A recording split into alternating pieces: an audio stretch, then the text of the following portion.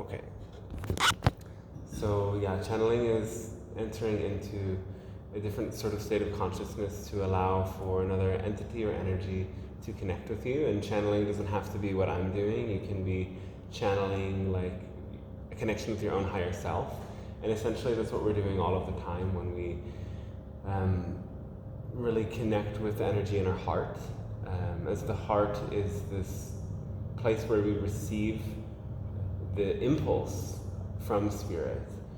A lot of the traditions talk about this as well. It's like the supreme spirit resides in the heart, and this energy manifests as unconditional love.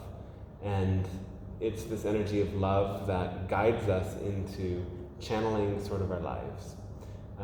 But we're channeling all the time. It just depends on where we put our focus, because where our attention goes, energy is flowing, as an exchange all the time. So if you look at a picture, there's energy that's exchanging between you and that picture, whatever is encoded in it, or a plant, or something of this nature. And so when we're meditating, it's like we are learning to focus our consciousness, and a lot of the yoga meditation is like we're focusing on a point of stillness that's really just training us how to focus and how to kind of clear out the distractions. But then with some of these more metaphysical meditations, we're focusing on an entity, consciousness, or a certain plane of existence, or the energy of our higher self, to let that energy flow through us. And it's something that anybody can do, is like to enter into a state in which these beings can come through. And you were talking a bit before about like a sort of medicine facilitated channeling experience, right? But you've not... It's only me doing it. Yeah. I like to do the solo. Yeah. Solo trips. Yeah. So you didn't, but were you able to tune into that sort of without medicine as well at any point? I did with meditation experience some Kundalini awakening, even by myself doing a meditation experience. Yeah. Something like that. Yeah, nice. Yeah. I was curious to know more, whatever comes up. Cool. Yeah, I mean, there's many ways of doing it. The medicine can work, or like a shamanic journey, something that induces a trance. But with time, we get more and more able to just go directly into that state without needing something to catalyze that experience. And that isn't to make it wrong. It's like, sure, like if you train yourself to go there without it, and then you use that catalyst, it's going to help you nonetheless. But it's like we don't want to have to rely on it at the same time. So it's good to include the meditation as well. And I learned how to channel kind of indirectly, I guess you could say, because my journey started in like 2012, 11, and it first began with these medicines, and then that reminded me of yoga. I went to some yoga classes before, but I wasn't really like deeply involved in it. And then I had this experience that was like, do yoga, meditate, just focus on this.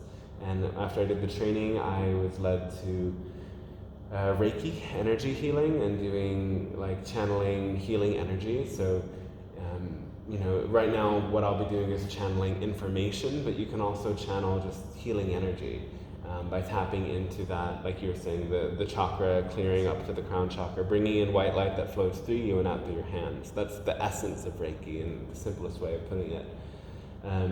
But then, the more you do that, the more you start to have different experiences. And I was already having some of these experiences, like some people in the class were already very clairvoyant and saying they were seeing this being in the room and that being in the room, and I wasn't experiencing any of this. I was just experiencing pure sensation and like a kind of sense of knowing, like, oh, this, and the knowing was just like, this is good, keep doing this, but it was like a sensation of opening and expansion into that love energy. And then when I, through doing this, I heard about 2012 Mayan calendar stuff, and I got a one-way ticket to Mexico, to the Mayan ruins where a lot of people were gathering because there was a shift in their calendar at that time. And I came with some friends, and they met other people. We went in a van to Guatemala. The van broke down, but I didn't want to leave even if it hadn't.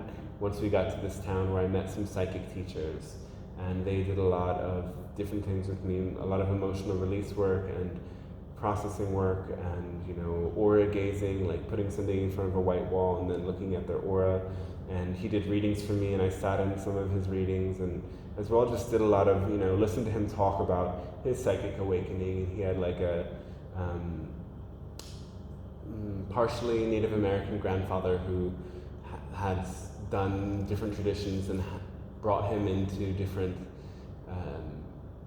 like initiations from a pretty young age. But a lot of his teachings was about, just learning how to pay more attention, because we're kind of moving at such a fast pace all the time.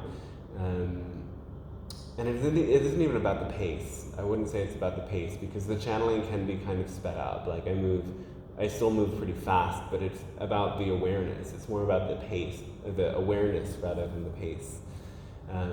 That, his grandfather would say, if you walk through the forest, notice that there's a shade of green for every day of the year, instead of just being like, oh, the tree is green, but how does this leaf compare to that leaf? And this leaf that is more aged compared to the next one. Like, as you start to pay more attention to everything that's happening around you, you start to see what's beyond what meets the eye initially. But there were many other practices involved, and through the other teachers I also got, gradually over time, like there's different tools and meditations they shared with me that helped me practice, and kind of through just being in that field, because everything is vibration, so being in the field of people who are doing this, like my gifts kind of naturally turned on after some years, and I doing energy healing and ceremonies, then I started to hear more voices, and once I started to speak the voices aloud, it became like a channeling, like there was a transmission of energy in whatever their message was. And at first it was kind of like a vague voice of my higher self, or I would see the guides outside of me and they would say a message, but then I asked, okay, can I bring this guide into my body? Can I go into a deeper state of connection? And the guide said, yes, let's do it. And it was a very energetic experience for me, but at the same time, it's something that's, without that support of like that outer catalyst, sometimes it's hard to believe, like, what is this? What's happening? But by sharing it with other people and like seeing that they had a very palpable experience of what I was doing, it validated it for me. And it just kind of kept snowballing. Like the more people I shared with it, the stronger it got, the more people I shared with it, and so on and so forth. And thus we're here today. Channeling has brought me to different places in the world, and I've shared it in many places in the world, and it's really exciting. Like said, it changes life. Yeah. It's true. Yeah. Some people have that shift in them, and I think it's because they're ready and willing on a level as well. There's their vibration that they're going to as well. Yeah. Synchronizing. Yeah, it takes a lot of doing the work, but a lot of willingness, I wouldn't say willingness, because there's other people that, they write to me about how they've been doing this shamanic whatever for years and years, and still they have this problem, and then they get a session and they hear something that they don't want to hear, and they're, blaming me about it and saying, oh, well, you didn't blah, blah, blah. So it's about you more than it is about them or any of it, right? And I also say to people who are skeptical that you don't need to believe where this comes from, but if you listen to the message, then something will happen, something will change for you. Completely as well. I used to be atheist, from Catholic to atheist, and then to going back to understanding of what is. Yeah. So yes, I kind of get it. Yeah, I had that same thing as well. Like my parents were, they raised me Christian, but they didn't take it seriously. It was more of a thing that like, your grandparents want this for you, so just do it, it'll make you a good person. But then I didn't want anything to do with it as a teenager. But I was always kind of interested in like supernatural things or Ouija boards as a child, and then I was like, no, none of it's real. But then that changed suddenly. It's fun, imagination. Yeah. Yeah. Yeah. And yeah, there's a connection with the imagination as well. And some people think that the imagination is just something that makes things up, but the imagination is really like connected with your sixth sense. It kind of is, the portal to these extrasensory abilities.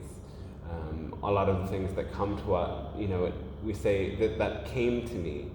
It's not making up, it comes through the imagination and presents itself. So it's like, as we focus our attention in different places, these images and energies and sensations and ideas can be channeled in. But we have to be open to whatever comes in. We have to be open to our imagination, because it doesn't get deeper until we get comfortable with imagination.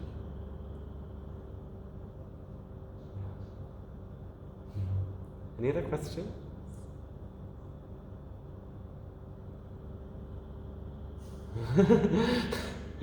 Very smiley today. I don't know what happened. You had green tea. I was happy before. Good.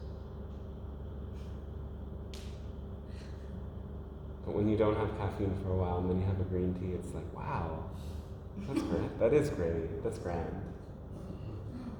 Okay, so should we begin with the Pleiadian Council? Maybe. Perhaps.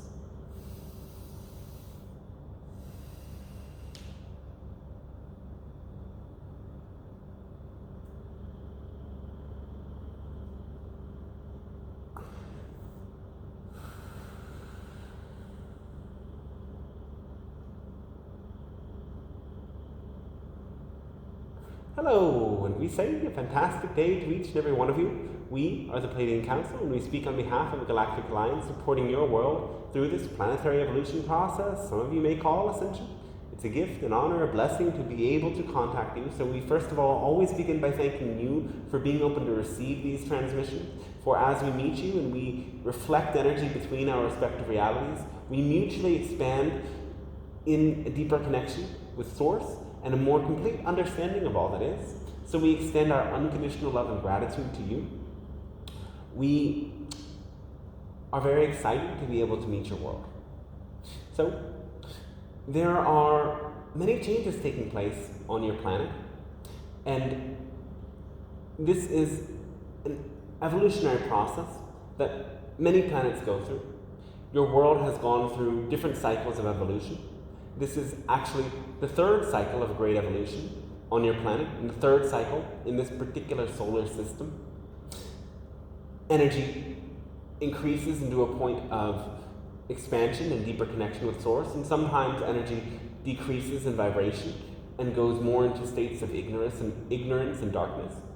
You may have heard of those beings in Atlantis and Lemuria who were at a very high state of consciousness, though made certain decisions that were involved in a vibrational shift of the planet back into a lower frequency state. This time you have the opportunity to continue to raise your frequency and go beyond what has ever been experienced before in this world. And to some of you it doesn't always seem that way, because there are so many different sorts of energies expressing themselves. The energy that gives rise to what you might consider evolution and ascension, and your connection with spirit guides and also extraterrestrial beings, is the energy of love. This is not just any form of love, it is unconditional love. Because you use love to mean different things in your world as well. But the deep love is this unconditional love of spirit. And unconditional love is the core intention with which Source brought about this particular universe. And therefore it is the fabric of reality.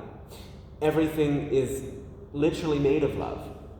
And as this love descends between dimensions, you enter into physical reality in which there is a seeming experience of time and space, where you experience reality frame by frame, but this itself is a distortion of what's happening at a higher level. When you go beyond physical reality There's no time, there's no space, it is all here and now. And all of these higher dimensional levels of reality are accessible within every moment of your physical expression through time. And by learning how to tune to this multidimensional space, you are able to bring in frequencies and energies from other times and other spaces. This allows you to be like a channel yourself for your own so-called past or future lives, and for other sorts of beings that come from entirely different parallel realities or other planets. Many of you are coming to realize these connections, and it is a grand experience to be able to integrate these energies within your world. The clearest way of doing this, we describe to you as a formula. The idea of this formula is shared by many other channeled beings and is not something that is unique to our message. Others have expressed a similar idea in different ways. It's very simple, involving these 3 steps of acting upon your highest love, passion, or excitement, doing it to the best of your ability, and having no insistence on any particular outcome. So the idea here is that you're returning to remember the frequency of unconditional love. Love, as the frequency, is expanded through doing things that you love.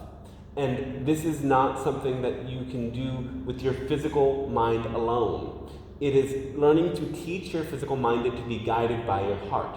In your heart, you have a deep level of intuition. And this intuition manifests as love. The things that you love to do are the things that will lead you to be higher frequency embodiments of your soul. Love is what raises your vibration. And if love is drawing you to do something, or to study something, or to go somewhere, that's your intuition guiding you. So the other key part of this frequency is that it is unconditional. And when you attach to outcomes, and when you attach to expectations, and you become disappointed, frustrated, or sad when you don't get what you set out for, you are not being unconditional in your love. You have to realize you're doing things that you love because of love and love alone. If you were able to feel love in some moments doing that thing, that love ought to continue or guide you in a new direction. Some of you get to the experience of so-called failure, or so-called mistakes, or so-called accidents, and you decide that you were mistaken the whole time, when really, oftentimes these moments are pivotal crossroads. And if you let go of your attachments, and you opened yourself to that crossroads, and again returned into your heart center, and ask yourself, what decision would evoke the greatest feeling of love within me in this moment? And let that feeling guide you to a different trajectory at that crossroads, you would find that your energy continues to raise. Yet, in your world, you are conditioned and you are taught that you have to expect this and that and the other thing. And you have to grasp very tightly and work very hard. But this formula actually allows you to live, in a way, effortlessly.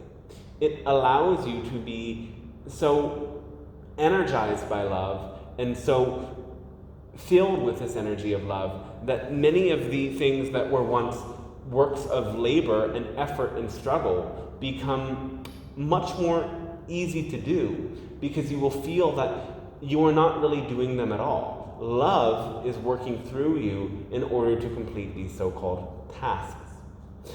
And you have to understand, if you don't love doing it, look at it very closely. Is it really making it easier to do something you love at all? So the most important thing for you to do is to simplify your lives. When you have too many rules and too many dogmas and too many belief systems about ideas of right and wrong, you will find that you have so many stumbling blocks that cause you to revert to a state of fear when you were set out on a path and initially guided by love. And so this is a great part of what's taking place in your world now, is that as this frequency of love rises, you are coming into contact with the fear-based belief systems that are in place. And these are the causes of borders, divisions, this is me, that is you, we are different. And this is the cause of all of the different conflicts in your world, is a deep level of fear.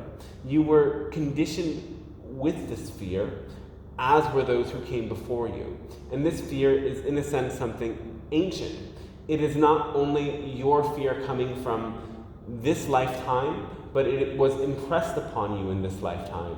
And therefore, you have to resolve the childhood experiences and the things you learned from your school system and the conclusions you came to about yourself as a result of your trauma in order for this fear to release from your being. But this fear is so ancient, it actually comes from many other star systems and many other places that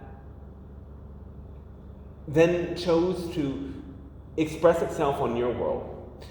As the reincarnational dance doesn't just involve one planet, it involves this entire galaxy.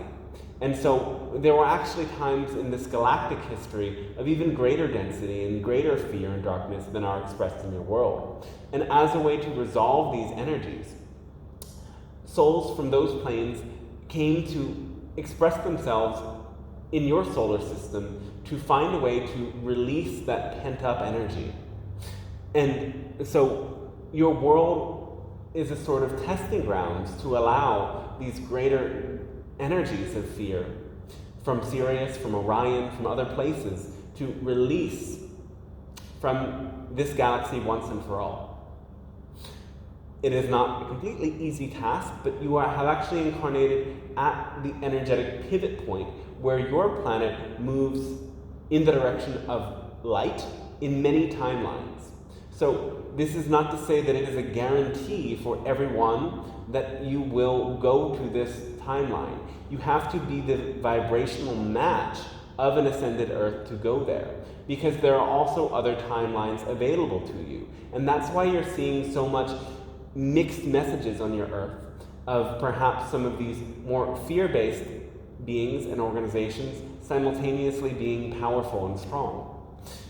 Now, when you focus your energy on what raises your frequency in love, you will find that these fear-based energies can't really attach to you and shake off of you quite easily. It's a continual process of learning how to choose that and respecting other people's choice to vibrate energetically with fear if that is what they would like to do. So open yourself and recognize that many different versions of Earth or many different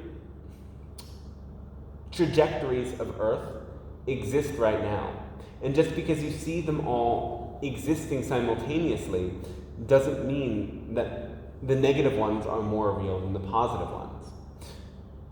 If you really tune into love, you will find the ways that you are guided to raise the frequency of love on your planet so that the love-based future becomes your reality. Now, many of you are coming to remember your future and past incarnations and using them as a source of inspiration and wisdom.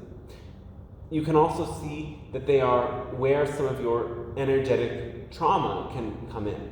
By remembering these lifetimes, you are giving yourself an opportunity to release the emotional weight that doesn't even have to do with this present life, as well as take in the information and the gifts and the understanding that was awakened in other incarnations of your greater oversoul. You can do this in a variety of ways, though in order to learn how to channel and access your other incarnations, you first have to learn to work with your imagination. You have considered imagination makes things up, but imagination is really a sort of lens that allows you to peer into multidimensional reality. Your imagination allows you to see things on the other side. It allows you to view your own soul body so that you can make these connections. So by practicing meditation, hypnosis, guided regression therapies, shamanic journeying, or anything of this nature, where you train yourself to actively allow that imagination to become predominant and be something that temporarily overpowers the grip of the logical left brain that normally has more of your focus, you will be able to create that natural balance between your brain hemispheres and become magnetic and energetic powerhouses of light.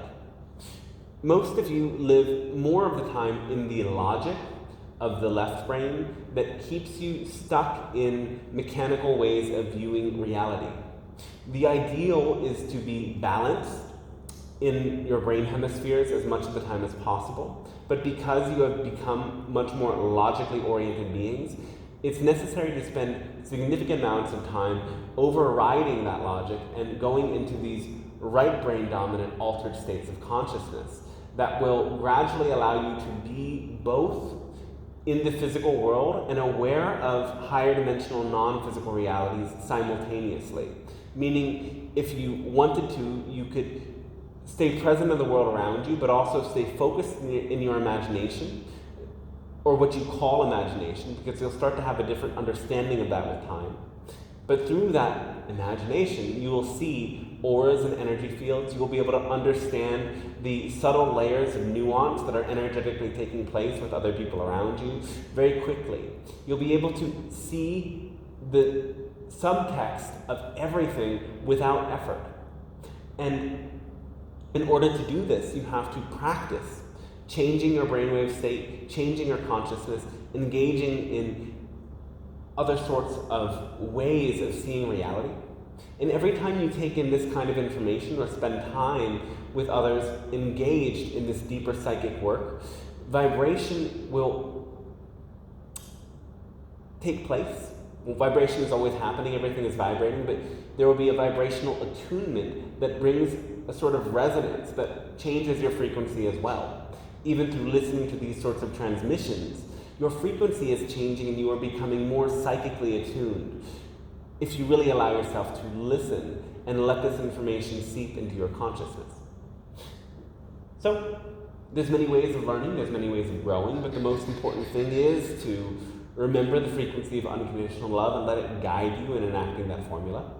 And if you do act upon your greatest love to the best of your ability without insisting on an outcome, everything in your life will radically change, and it will also affect the world around you.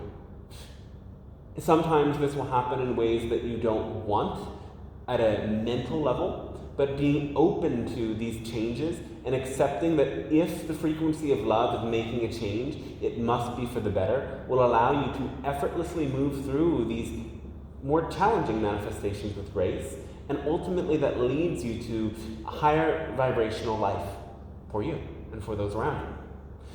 So we will end our monologue for now, if you'd like. We hope that you've enjoyed this information. You've been allowing this information to seep into you and to integrate within you. And now we would like to open it to any of the questions, comments, sharings, stories, or whatever you'd like to say whenever you wish.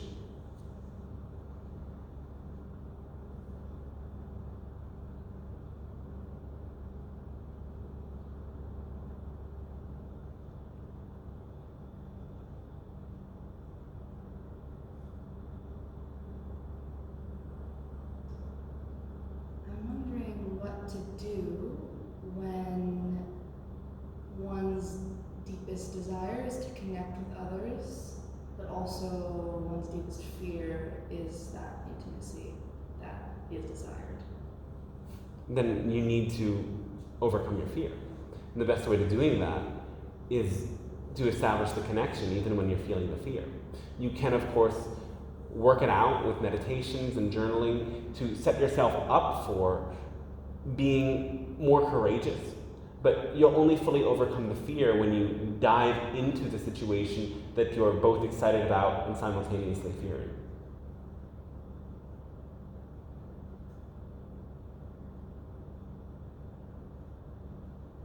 But we would ask you, as a sort of preparation, what is so scary about connection? Being seen with flaws and being rejected or judged. Is not everything a bit flawed? Sure. So you could see your flaws as a way that you are a part of all that is, because all that is has flaws. Why do we feel the need to be perfect? You are conditioned to consider that perfection exists in a sort of state of being without flaws, but instead you can be flawsome, you can be perfect with your flaws, so you have to redefine perfection. Perfection is a perspective, rather than perfection being something that you attain and work towards. Perfection is by having a totally unconditionally accepting perspective. That is what we consider perfect. And so, with the idea of rejection, redefine that as redirection. Because if you are coming as your natural self, as your authentic self, in connection with love, and somebody rejects you, what they're rejecting is love. They are rejecting you. In a way, yes, that's true, but a higher truth is that they're rejecting the love that you are embodying, and that this is not a vibrational match. So, when you understand that you've reached a dead end, you're allowed to take a different turn. Like we say, when you're following your passion and you get to a fork in the road, but you realize you can't take the path that you thought you were heading on, and you just sit there disappointed, you get stuck, you even get lost. But if you see that there's other pathways available to you, then you can choose to take that different pathway. But if you remain stubbornly focused on where you thought you were going, you will lose all of your momentum. So rejection is redirection. It's somebody saying to you that we're not a vibrational match, and now you don't have to waste your time anymore, quite frankly, and you can move in the direction of somebody who is a vibrational match.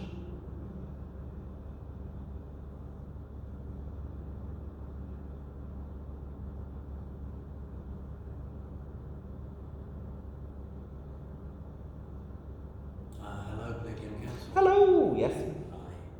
Hi. Could you tell us some more about Angkor Wat and the temples here?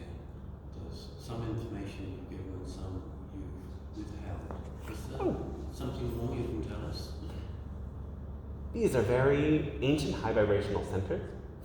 They are aligned with particular stars as the beings at this time were in some sort of telepathic communication with the extraterrestrial consciousness, connected with those star systems.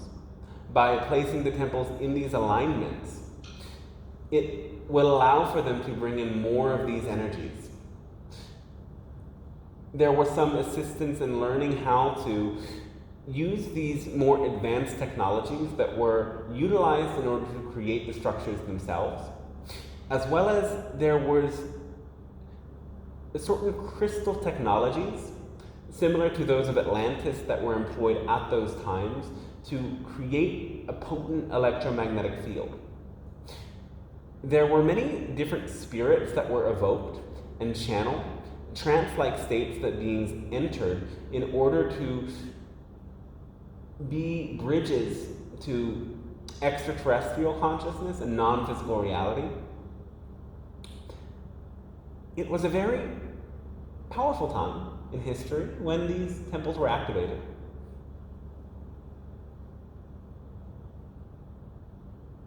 Thank you. And what happened that it kind of ended?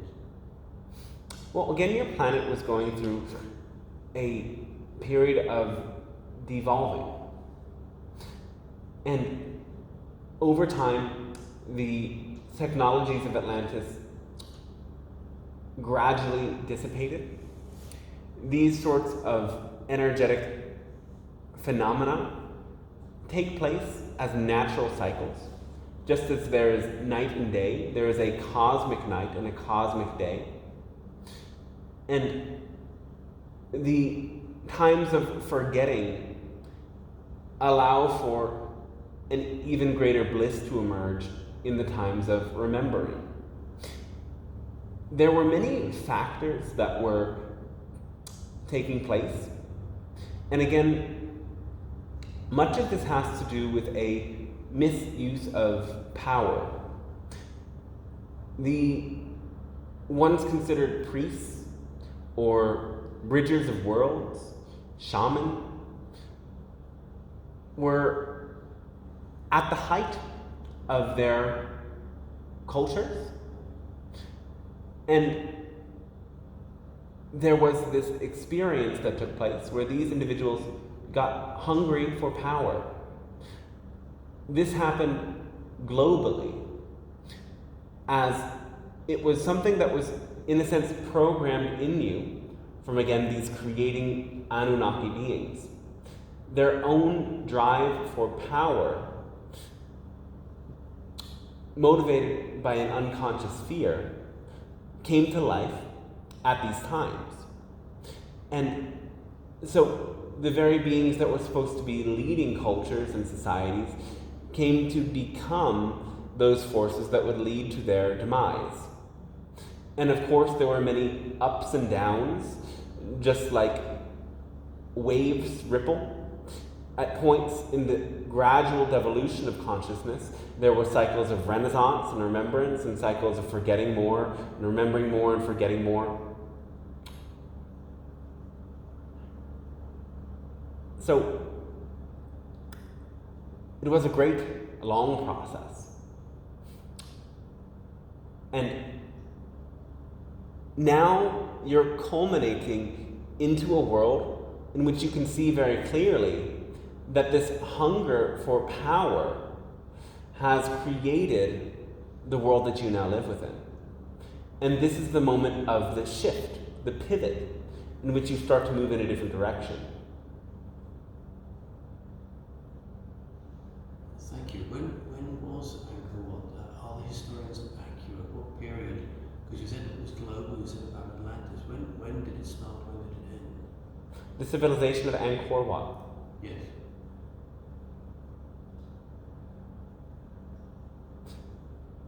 Existing from 7,000 years ago to 5,000 years ago. Wow, that's very different from what the historians say. Thank you. What do they say? They say medieval.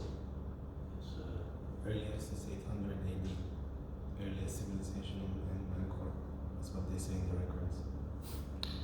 There were civilizations that are using the temples, but the basic foundation of what came to be, what you know now as these ruins, existed already way back then. So this was when there was vast extraterrestrial influences taking place, and the foundations of different temples that existed back then were in place that did demolish, and new temples were reconstructed in the remains. So this is how the temples still lined up with those exact locations. Are there any buildings from the 7,000 years ago that are still there today? No. Okay.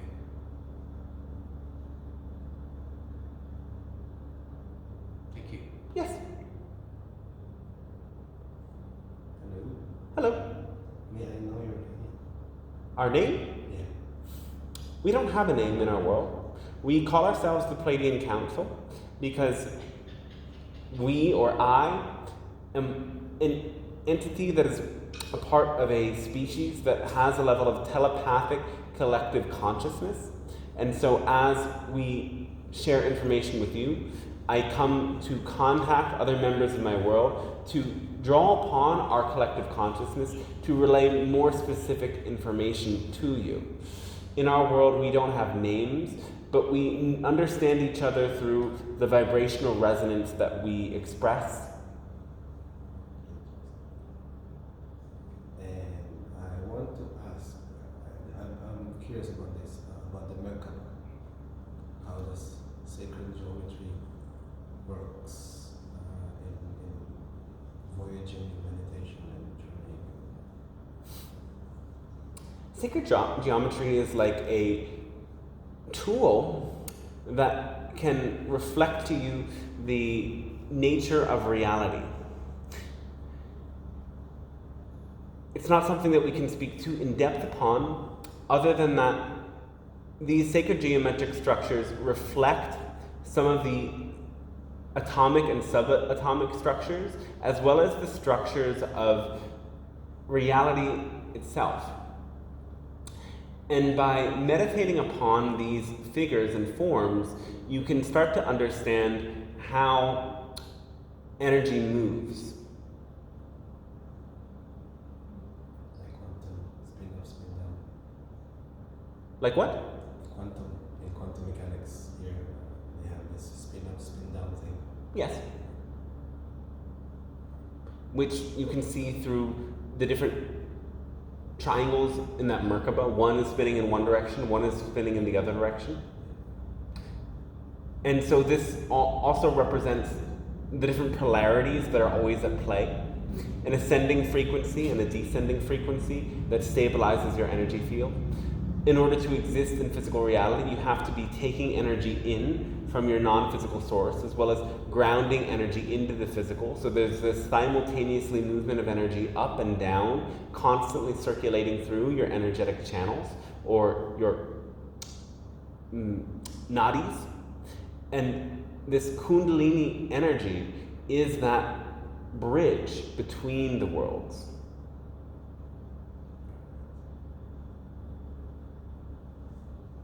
And to enhance it is just to keep practicing. Yes. I'm also interested in the Merkaba. Is it important to have an exact, I mean, I've heard of it around the physical body. Is it important to have an exact kind of size and which one's spinning which way? Is that a benefit, or it doesn't really matter so much? According to the specific meditations that you may practice, their specifications are important for their own purpose. You can use the symbol of the Merkaba in your own way for your own purpose. It is not necessary to understand this in order to evolve and to ascend. But if you are drawn to it, it can be a very important part of your process.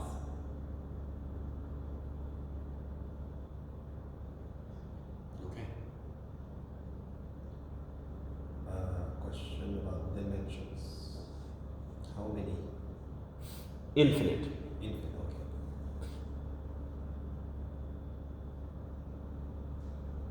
And the Pleiadian Council, in which dimension? Well, all consciousness exists within all of the infinite dimensions. It's just a matter of which of them we are focused upon more of the time. So, and again, when we say time in this sense, we're speaking metaphorically, because again, we exist in a reality that is a bit beyond time. So we can be simultaneously in different time spaces at once. And beings with this capability are fifth dimensional. So our primary focus is fifth dimensional, but we have aspects that range from seventh dimensional to third dimensional when we choose. Because the fifth dimension is love, right?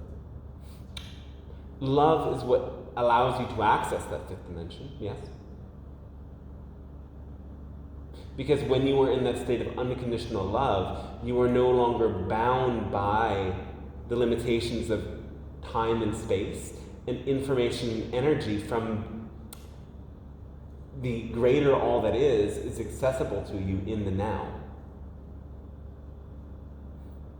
So when you are in that state of unconditional love, you're reaching into the fifth dimension.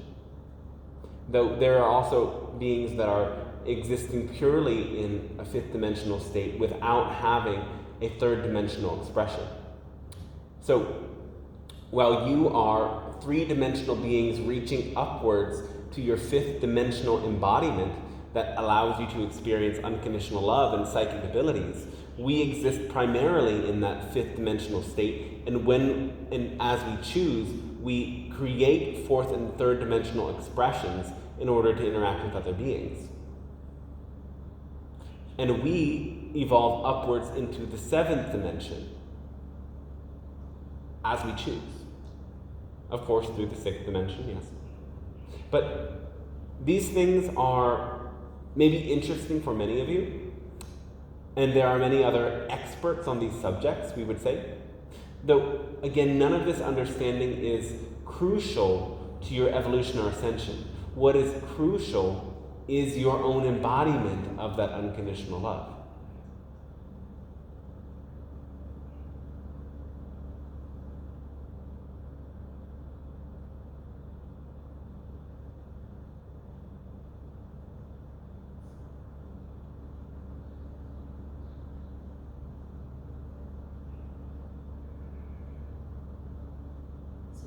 On the divine duality and the polarity of the sacred feminine and the sacred masculine energies, we can see on Earth that there is many distortions in the sacred feminine and the sacred masculine.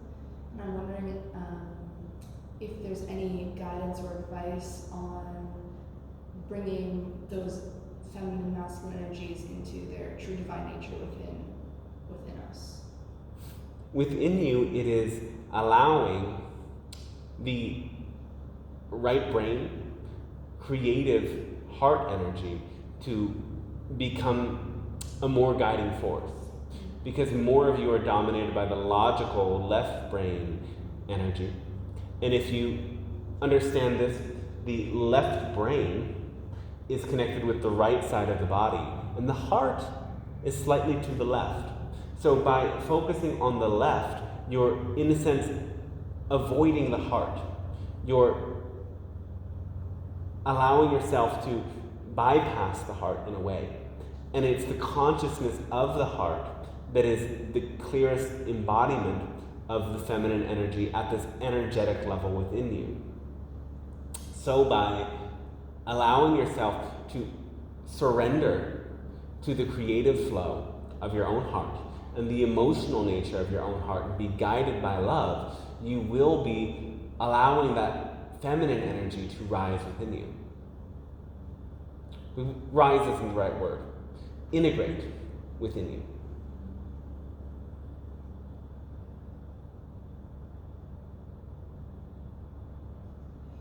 I have a question about channeling currently and as it's been. What is your relationship with other channels that are quite famous, like Kryon, Bashar, Martiniak, and Emmanuel? We're not related to them. We aren't related to them. They're channeling their own beings, or they are their own entities that are being channeled, yes. But what aspect is the channel? What aspect is beyond the channel? And what aspect are you in contact with there? We personally? Yes, are you in contact with other channeling? We are connected to the same collective consciousness that other Pleiadian channelers, like the Marciniak fellow channel. We are in contact with other sorts of extraterrestrial beings, like the Sasani, which the Bashar is a representative for. We exchange energy and information, we exchange ideas even. We're allies and friends. But again, each channel has their own guide that is the representation of that consciousness and civilization presenting themselves to your world. Now, there is a role of the channeler. So the channel is the conduit for this being. And the channel learns to tap into this altered state in which the guide accesses the mind of the channel and uses that mind to relay the message.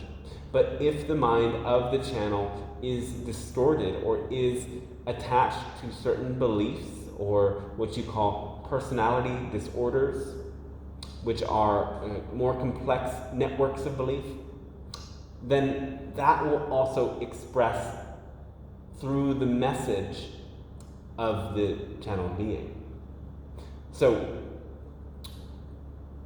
there are many who are channeling real energies and entities, but the message coming through has the stories of their own beliefs. In the same way, many of the channel's beliefs are present within things that we share. And that is why it is the work of a good channel to rid themselves of most beliefs entirely. You don't need to have so many beliefs. It's good to have some basic positive beliefs, such as all is one and the one is all, and you are part of that, and such as the basic understanding of positive versus negative energy. But beyond that, the less belief that you have as a channeler, the clearer of a channeler you will be, because the beliefs are lenses of distortion in your mind, and we cannot express our message to you if you don't have a mind at all. Wow, thank you. Yes? Can I ask, is it always an ET source? No. No. The other being you mentioned, like Kryon, is not necessarily ET. We're aware of that consciousness. We don't have that much interaction. And Emmanuel, Abraham, are ETs or not? Not ETs. They are spirit guides. Of course, they're all spirit guides. What is a more accurate way of putting them? They are higher self representations. They are a non-physical consciousness that doesn't even have a form and a place of origin necessarily.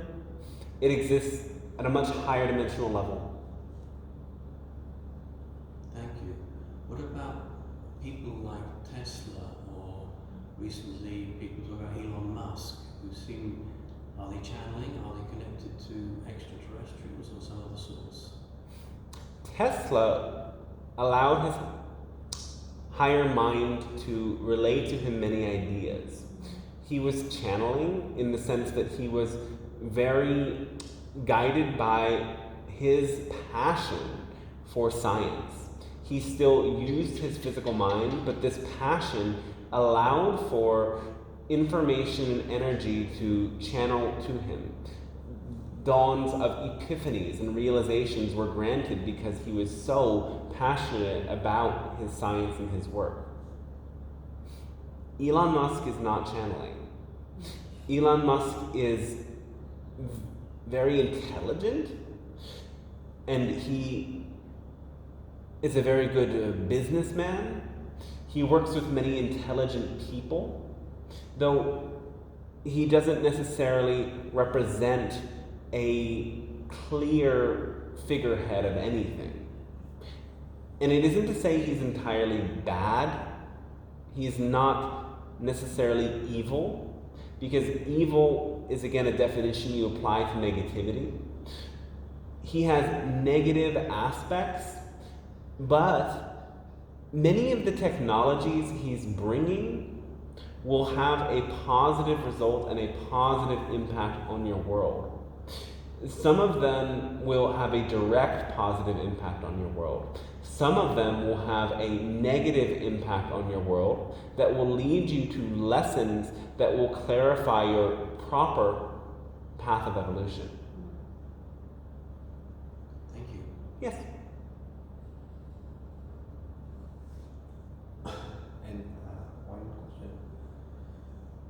You know Matthias de Stefano? No. No. Because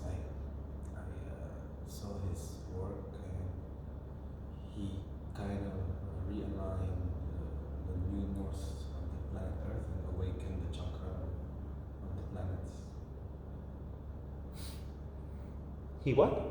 He realigned the new north Yes. of the planet and awakened the chakras of the planet Earth. We're not fully familiar with this. Okay. We'll say that the planet Earth has energy centers.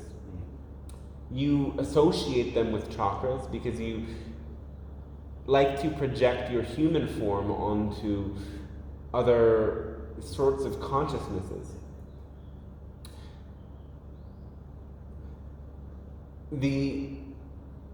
There are some centers that are like crown chakras, in that they are funnels that bring energy in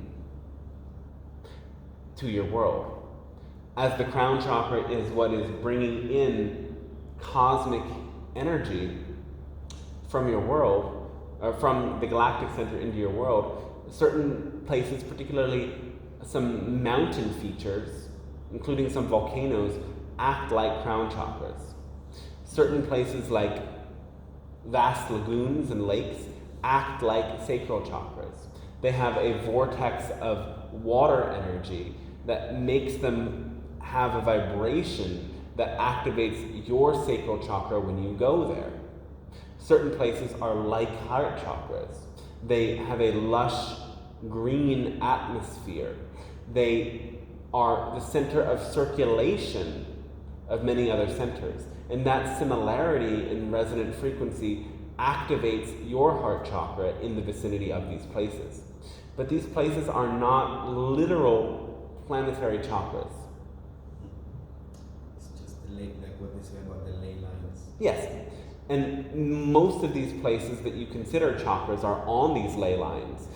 They allow energy to travel through your world, and they can carry frequencies from one location to another.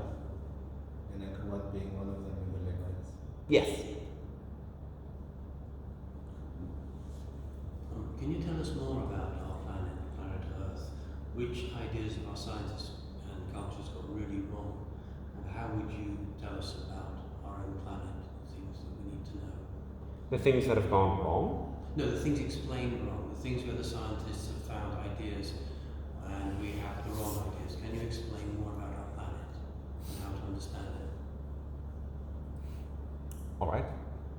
Well, one big misconception about science, or from science, has to do with the ideas of dis-ease, first and foremost.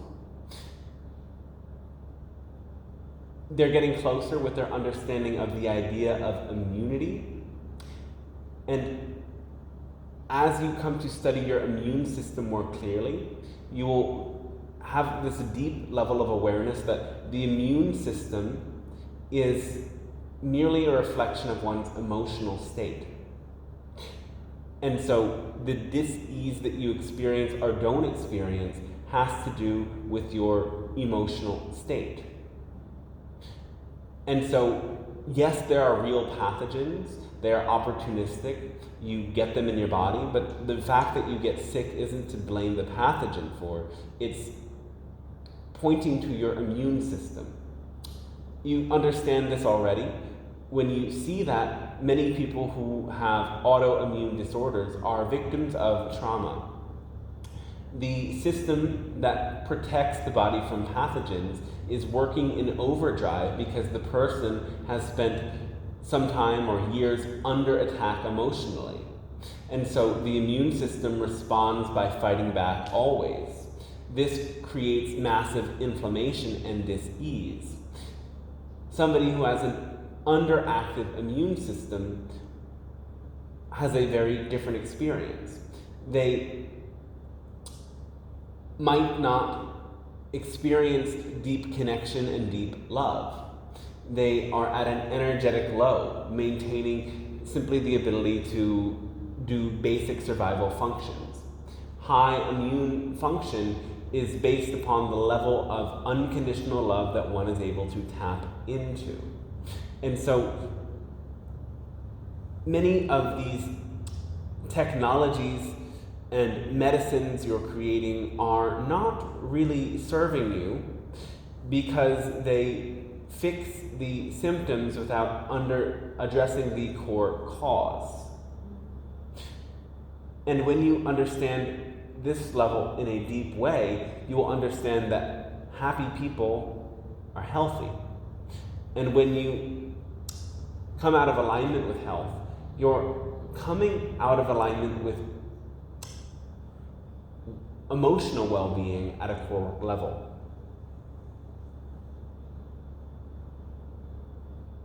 This is the biggest misunderstanding. There are many others, but that's the most important one, really.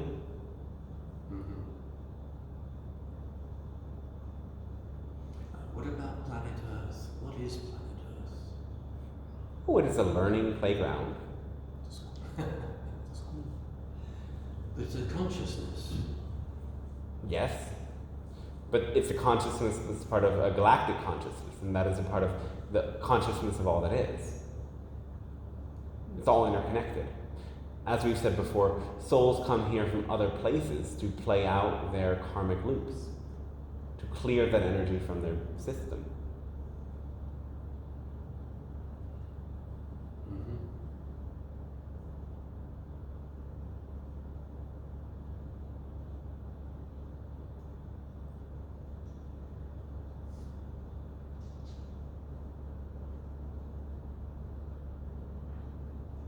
So is it possible for a being to clear these karmic loops and move on to a different sphere of existence, a lighter, less dense sphere of existence where life isn't in this dense three-dimensional human form of illusion and falsehood and confusion?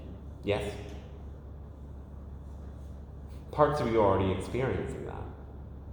So consider just as much as you as a soul are part of an oversoul, you have aspects of your oversoul that are experiencing right now immense trauma. You have parts of your oversoul that are right now already immersed in non-physical total love and light. It's just a matter of who you connect with. And remember that you as a soul are on your own journey. These other incarnations are on their own journey. You are united through your oversoul, but the you are today isn't necessarily the same you that reincarnates. The you that reincarnates is the oversoul, and the reincarnation isn't as literal as it has been explained to you in many of your ancient texts and even by many of your modern psychics.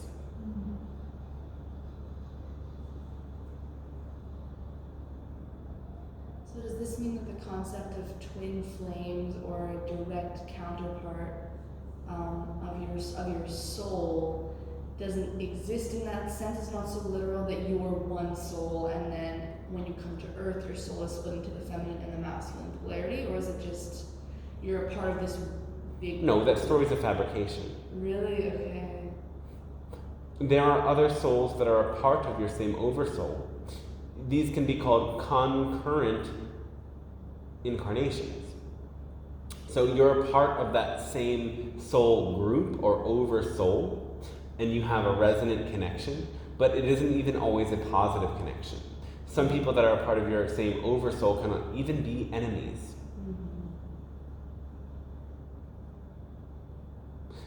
But mostly, members of your same oversoul will be allies, for the most part.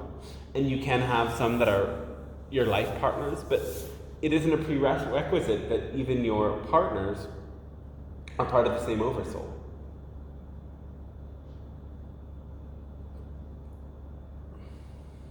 And how do you deal with enemies, or how do you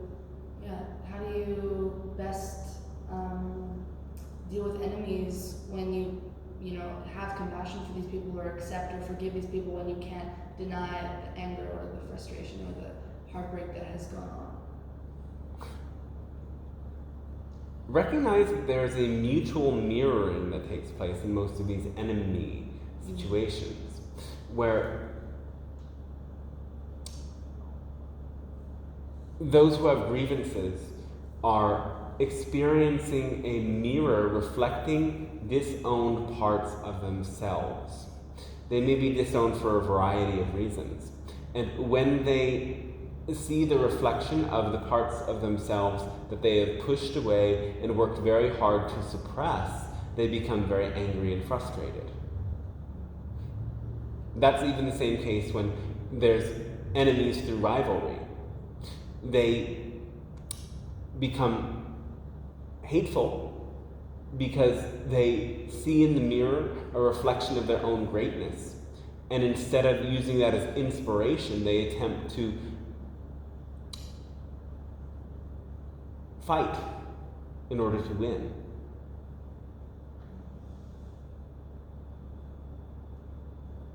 Because, again, there's fear.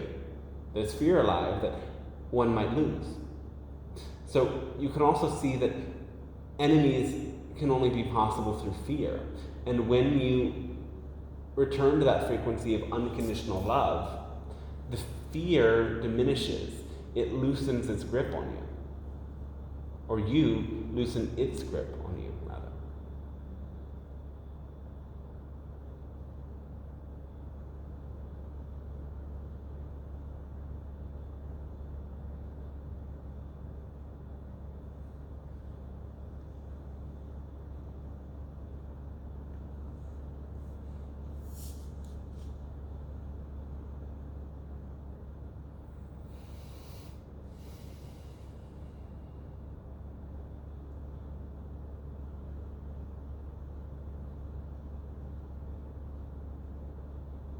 How does one integrate these aspects that you project onto someone else that you've disowned?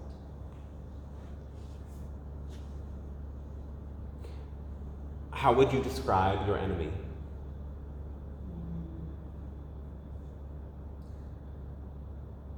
Unabashedly, very controlling, very doesn't give a fuck what anyone thinks about him. Very strong-minded and strong-willed and unwilling to change or adapt or have compassion for someone else's. Are you in any way controlling? Yes. Have you owned that you are controlling? Not fully. Can you accept that you are controlling? Yes. And can you investigate why that controlling nature is there? Because of fear. All right, good start. So you can look even deeper and see which experiences emotionally in your past have contributed to developing this controlling nature and work on resolving them. How having compassion for yourself, and this level of self-compassion will help you to have compassion for the other.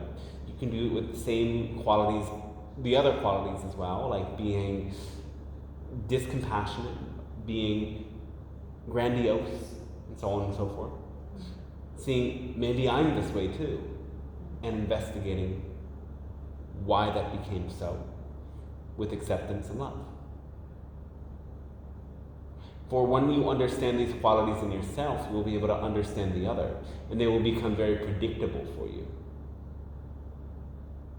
So it's simultaneously a way to dissolve the tension as much as it is a way to form better strategies.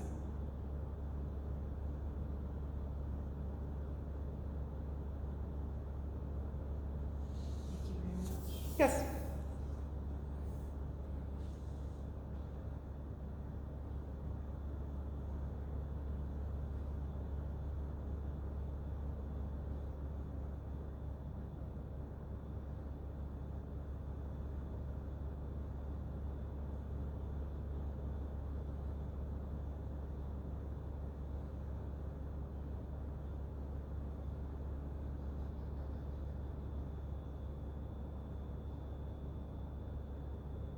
All right, we can close with a meditation if that's all.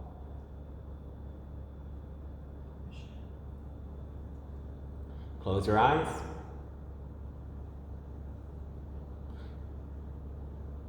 Bring your awareness into your body.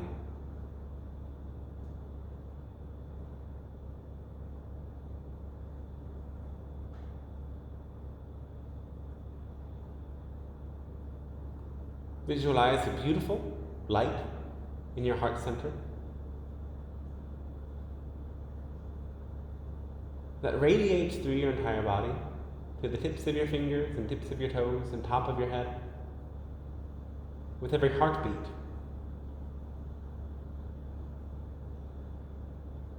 With every heartbeat, the sensation expands.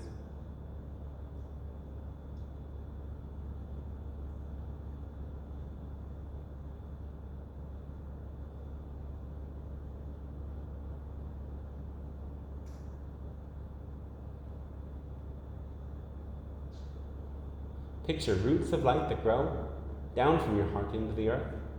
They go out through the soles of your feet and out through the base of your spine.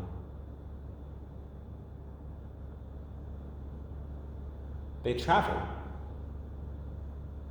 all the way down to the center of the earth, pulling up the deep nutrients from all of the levels of the earth. Allow this energy to rise up into your body, creating an upward moving current.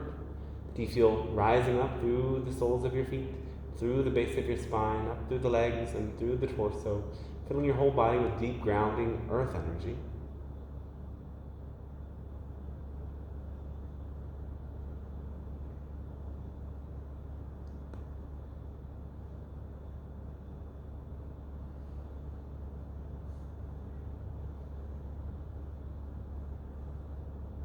See at the top of your head then a cosmic channel.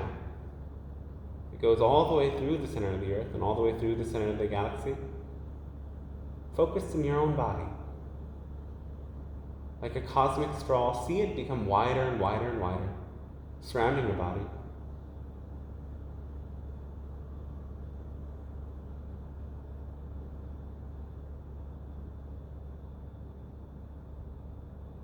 Follow the energy through many stars, like a spider web of light connecting your sun to many suns, to the galactic center itself. And picture a great shower of light coming through this cosmic straw, through all of these stars, into the top of your head, and creating a downward current of cosmic energy.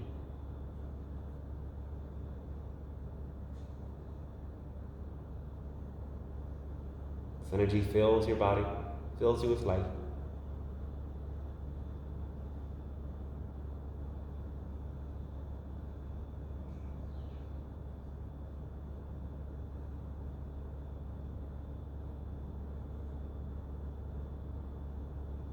Returning back to your body, now feel the energy flowing down through the top of your head to every cell in your body, gradually moving as a wave that travels to your toes.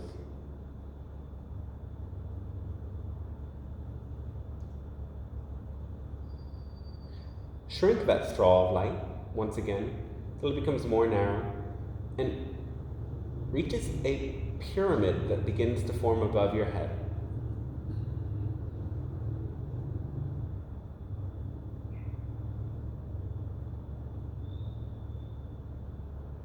The pyramid then surrounds your body, becoming an energetic structure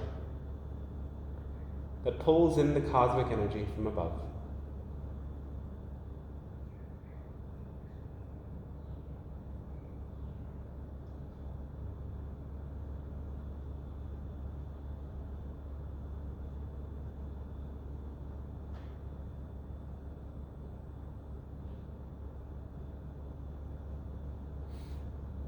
Picture at the base of your spine the energy that rises up, form into a blooming lotus. Maybe pink, blue, white, or any color.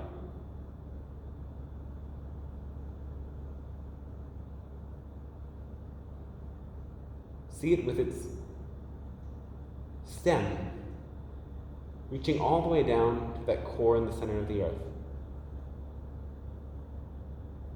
bringing an energy of beauty, celebration of life.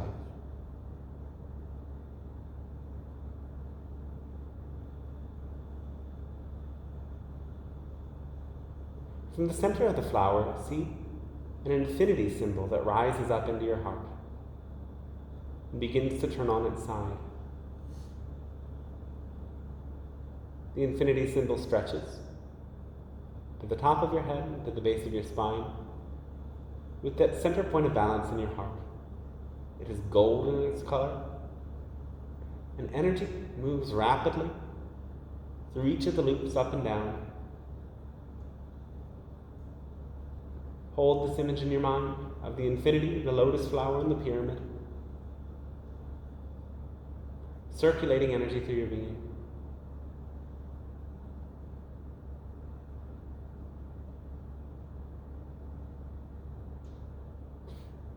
And as you hold this in your imagination and focus on the sensation in your body, let your imagination add more details. These details could be subtle messages. The details could be different guides coming through. For this pyramid is the opening that allows spiritual energies and entities to create contact. The lotus keeps you grounded in physicality.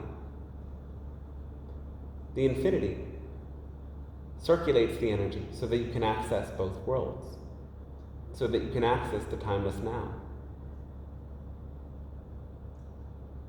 Now that you've taken the moment to activate your own imagination, sit with this. Let your imagination bring in more. If you have intentions, remember them. Remember that many beings are listening to you. Invite them in.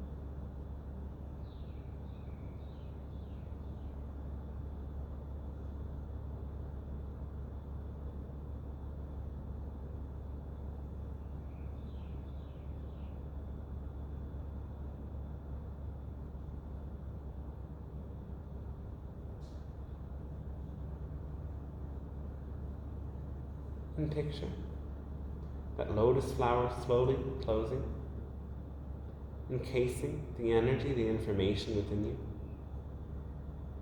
so that it remains. It's part of you,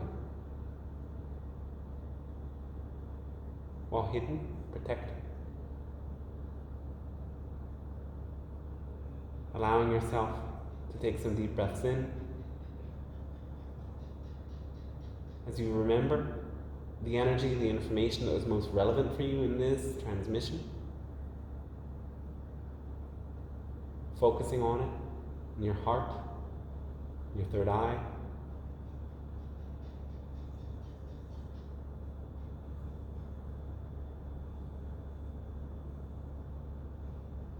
And gradually then allowing yourself to return to the world around you.